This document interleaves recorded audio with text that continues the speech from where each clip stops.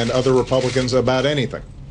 Not just issues I think are important, but also issues that they think are important. But I also told him that having such a conversation, talks, negotiations, shouldn't require hanging the threats of a government shutdown or economic chaos over the heads of the American people. Think about it this way. The American people do not get to demand a ransom for doing their jobs. You don't get a chance to call your bank and say, I'm not going to pay my mortgage this month unless you throw in a new car and an Xbox. If you're in negotiations around buying somebody's house, you don't get to say, well, let's talk about the price I'm going to pay, and if you don't give me the price, then I'm going to burn down your house. That's not how negotiations work. That's not how it happens in business. It's not how it happens in private life. In the same way, members of Congress and the House Republicans in particular don't get to demand ransom in exchange for doing their jobs. And two of their very basic jobs are passing a budget and making sure that America is paying its bills. They don't also get to say, you know, unless you give me what the voters rejected in the last election, I'm going to cause a recession. That's not how it works. No American president would deal with a foreign leader like this. Most of you would not deal with either co-workers or business associates in this fashion, and we shouldn't be dealing this way here in Washington. And, you know, I've heard Republicans suggest that, well, no, this is reasonable, this is entirely appropriate, but as I've said before, imagine if a Democratic Congress threatened to crash the global economy unless a Republican president agreed to gun background checks or immigration reform. I think it's fair to say that Republicans would not think that was appropriate. So let's lift these threats from our families and our businesses, and let's get down to work. It's not like this is a new position that I'm taking here. I had Speaker Boehner and the other leaders in just last week.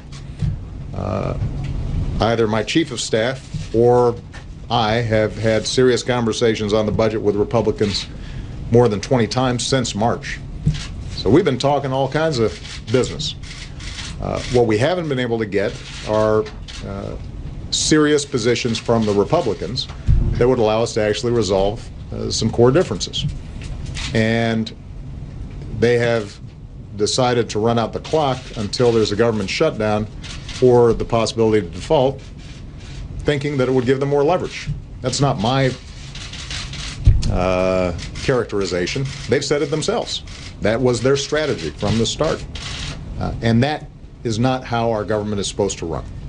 It's not just me, by the way, who has taken the position that we're willing to have conversations about anything. Senate Democrats have asked to sit down with House Republicans and hash out a budget, but have been rejected by the House Republicans 19 times. At the beginning of this year, Speaker Boehner said, what we want is regular order and a serious budget process. So Senate should pass a bill and House should pass a bill, and then a committee comes together and they hash out their differences and they send the bill to the president. Well, that's exactly what Democrats did. Except somewhere along the way, House Republicans decided they wouldn't appoint people to the committee to try to negotiate. And 19 times they've rejected that. So even after all that, the Democrats in the Senate still passed a budget that effectively reflects Republican priorities at Republican budget levels, just to keep the government open. And the House Republicans couldn't do that either.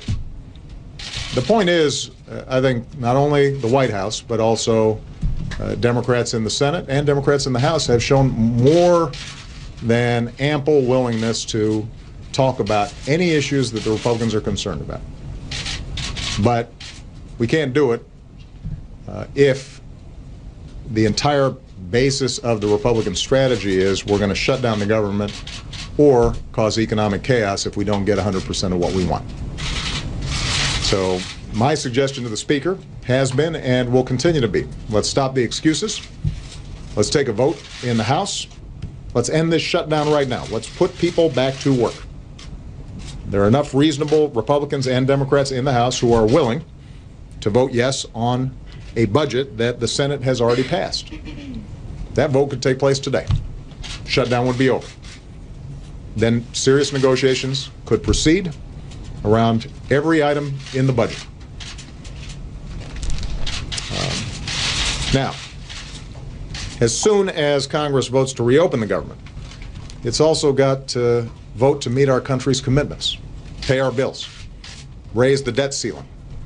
Because as reckless as a government shutdown is, the economic shutdown caused by America defaulting would be dramatically worse. And I want to talk about this for a minute because even though people can see and feel the effects of a government shutdown, they're already experiencing it right now. There are still some people out there who don't believe that default is a real thing. And we've been hearing that from some Republicans in Congress, that default would not be a big deal. So let me explain this. If Congress refuses to raise what's called the debt ceiling, America would not be able to meet all of our financial obligations for the first time in 225 years. And because it's called raising the debt ceiling, I think a lot of Americans think it's raising our debt. It is not raising our debt. This does not add a dime to our debt. It simply says you pay for what Congress has already authorized America to purchase, whether that's the greatest military in the world or veterans benefits or Social Security, whatever it is that Congress has already authorized. What this does is make sure that we can pay those bills. Now, the last time that the Tea Party Republicans flirted with the idea of default, 2 years ago, markets plunged, business and consumer confidence plunged, America's credit rating was downgraded for the first time, and a decision to actually go through